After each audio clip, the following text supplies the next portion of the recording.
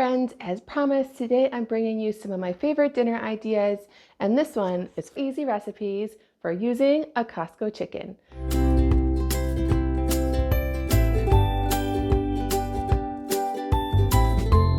Now, you may not be able to eat a Costco chicken specifically. We have not had any problem with it, and it does not have added dairy or any of our allergens in it. But if you can't use a Costco rotisserie chicken or one from your grocery store, you can also just roast your own. I know that takes the simple factor out of it, but I do recommend for a few of these recipes, we are going to be using the bones to make stock, and it really does help a few of the recipes taste extra special to make your own stock. I promise you, it is not difficult.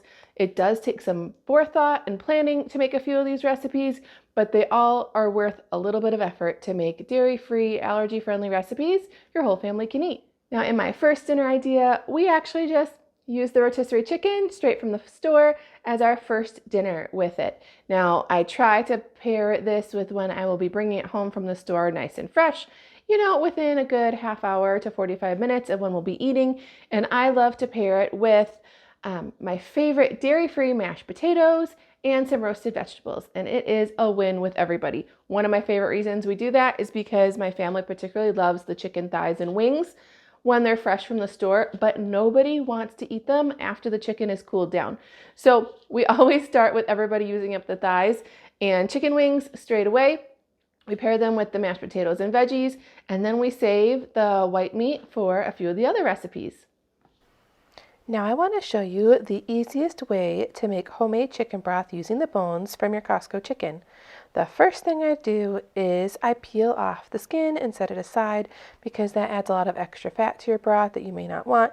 And then I peel off all the extra meat, starting with the breasts and working my way around to the thighs and legs. And if we haven't eaten the wings, I just leave them on because they're tiny. Here's a look at all the chicken I have left over. And then I take all the drippings as well as all the bone bits and I put them in my Instant Pot. You want to make sure you get absolutely everything in there. Try not to throw everything all over your counter.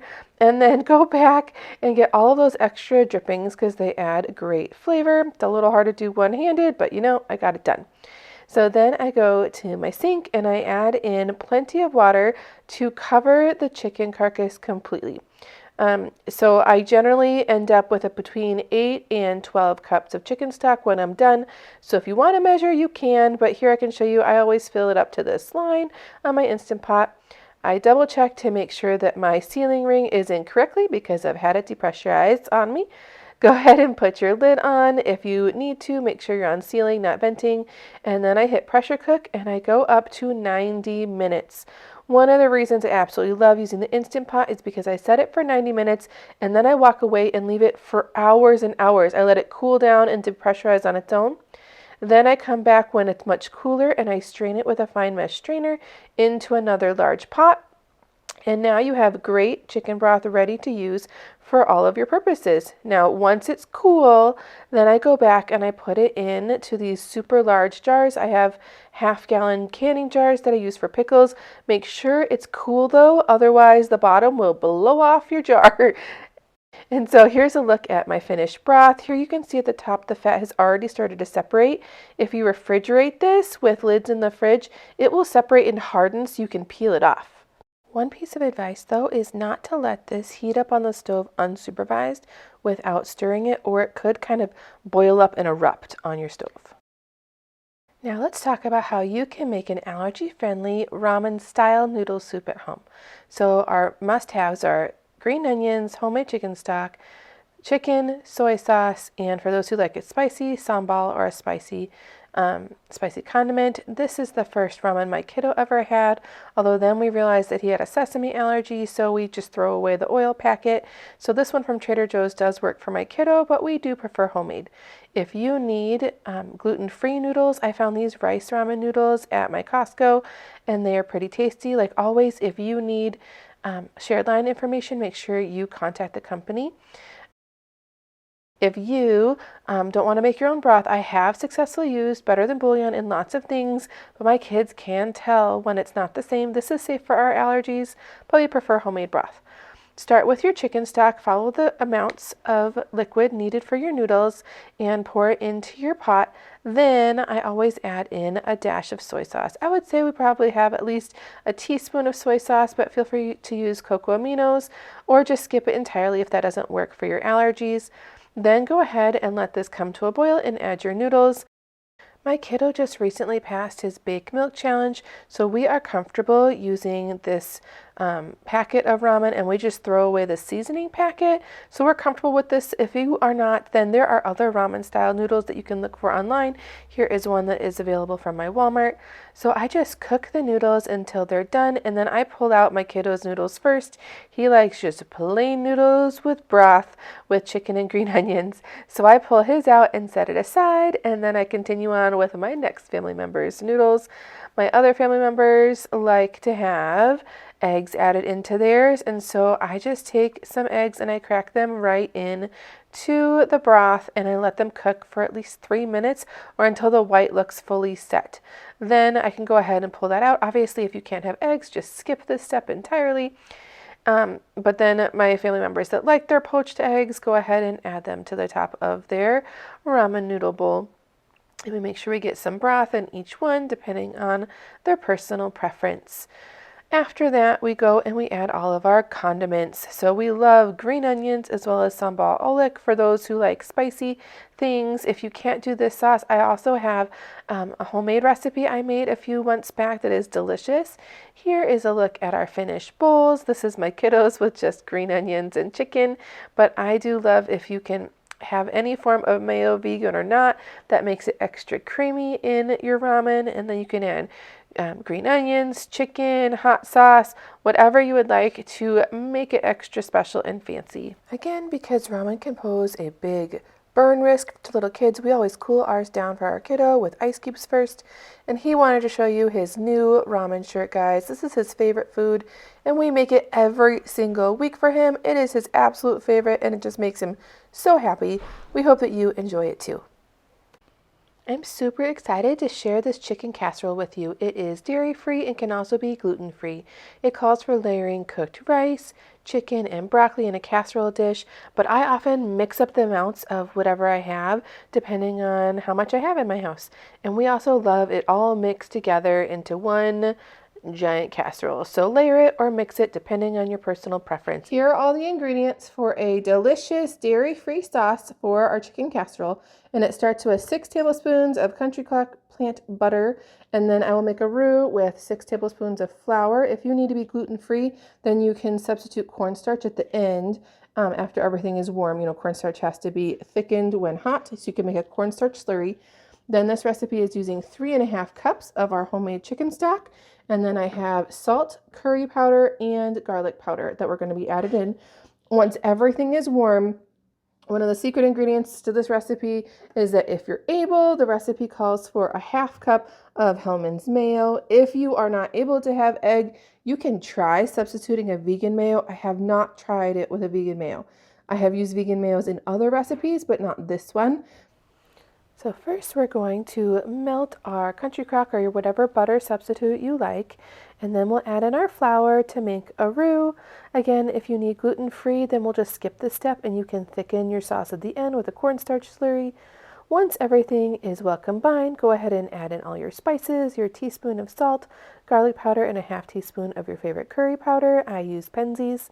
And we'll stir that all together to let it bloom nicely together. It kind of activates all the spices and gets them woken up. Once it's all combined, then we're slowly going to add in our chicken stock. If it's warm still, it's going to thicken super, super fast, so be careful. If it's cold from the fridge, it'll take a few minutes like it did for me here. And just keep whisking throughout to make sure you don't have weird clumps forming. Once everything has come to a boil and has thickened as much as it will, then slide it off the heat to add in your mayo. This really is the key to making this such a luxurious and creamy casserole. If you can't have egg, I'm really sorry. I have tested this so many times, both with egg and without, gluten without, and all the things, and I just do really think it tastes the best with mayo added in. Once your sauce is completely done, we have now decided we like this all stirred together, so I mix everything together in one giant pan. or one giant bowl, I should say, and then pour it into my baking dish. Then we are going to bake it for between 40 and 60 minutes at 350 degrees until it's nicely browned on top. Know that everything is already all fully cooked. You're just looking for it to set up in the oven and get a nice and brown. So here you can see I finished off this particular casserole, and I made two different versions. This one I made dairy, gluten, and egg-free, and this one is just dairy and gluten-free. And there is definitely a difference. Having the mayo really helps it set up. And here I'm experimenting with making it into a freezer meal. I took two fully cooked and cooled casseroles, and then I covered them with plastic wrap and put foil on top. And then a day or two before I wanted to cook it, I let it thaw in the fridge. Then I removed the foil, removed the plastic wrap, and put the foil back on to reheat it in the oven. It took about an hour to reheat. Mine was still a little bit frozen because I didn't allow 2 days to thaw it out. But it was still tasty and delicious. This is also a great recipe to add a crunchy topping. Just add your topping to about the last 20 to 30 minutes of baking. And it's so, so good, guys. I really, really recommend it if you can have egg. It is creamy, delicious, and you will not miss not having cheese. Next up is my favorite dairy-free version of risotto, adapted from an America's Test Kitchen recipe. This recipe is so creamy and delicious and only needs these 5 to 6 ingredients. You need some chicken stock, your favorite plant butter, onion, garlic, and arborio rice. The first thing you need is to put 2 tablespoons of your favorite dairy-free butter in a very heavy pan. A cast iron Dutch oven is what is recommended for this, and save your other 2 tablespoons of your dairy-free butter for later. Once it is all melted, you're going to add in 1 finely chopped onion. And the key for traditional risotto is to cook your onion, but to not let it brown. Apparently that is a big no-no for risotto. As it's cooking, you then need to add a 1/2 to 3/4 teaspoon of salt to help your onions cook down and to add flavor. Remember, our chicken stock has no salt added other than what was with the bones, so you may need to adjust your salt seasoning a little bit later as well. That's something you can adjust at the end, especially since you won't know how your preferences are yet. Also, then go ahead towards the end of cooking your onions and add in 1 minced garlic clove. I choose to use this Trader Joe's one. If that doesn't work for you, then go ahead and mince one up by hand. Those are delicious. So you don't want your garlic, again, to brown. That's really important. Then we need to take 2 cups of arborio rice. Arborio rice is a short grain rice, and this is just a really large 2-cup measure.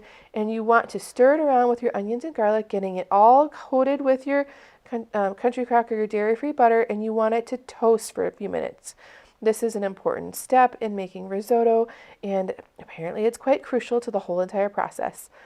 Then I chose to remove the wine from this recipe, so I'm adding 1 cup of chicken stock. You can choose to add 1 cup of your favorite safe white wine if you would rather, and then you want to cook it continually stirring until almost all of this liquid has evaporated. In traditional risotto, you would do this process for the entire amount of liquid, stirring and adding liquid and letting it evaporate and just continuing to stir the entire time. This recipe uses a Dutch oven to make it a little easier and to cut out quite a bit of that stirring, but we will compensate at the end. Once that first cup is used up, we are then going to add in 5 more cups of our chicken stock, and we're going to stir it all around until it's well incorporated. And here's where the hands-off part comes with our risotto. We're going to then cover it with our lid and let it cook on low for 16 to 19 minutes with the lid on, and we need to go through and just stir it 1 time throughout that time. So this will allow the rice to cook thoroughly, but it isn't going to break down the starches of the rice, so we're going to have to compensate for that here in a minute. Once your stirring has happened once and your 16 to 18 minutes has elapsed, then we're going to stir it a little bit and add 3/4 cup more of our broth. And we need to now stir our risotto for 3 minutes continually. This extra stirring is compensating for not stirring as we added in our broth all along. And so we will just keep on stirring, and that breaks down the outer coating of the rice and really gives it that creamy texture without having any cream. It's amazing.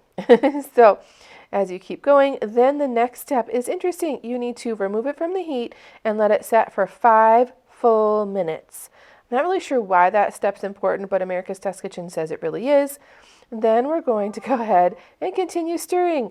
We're going to season with some extra salt and add in our remaining 2 tablespoons of our butter substitute. And go ahead and stir. Taste it for your seasonings. Continue to break down the starch a little bit more. Add in some salt if you need to. And your risotto is finished. Again, if you are someone that likes to really gussy up your risotto, you can add in some chopped chives or parsley. You can add in lemon or lemon zest. You can also add blended vegetables in as part of your total broth mixture to get some hidden veggies in there. It's just a really great basic recipe. For more allergy-friendly content, make sure you like and subscribe and share my channel with others who you think it might help. Thanks for watching. Bye!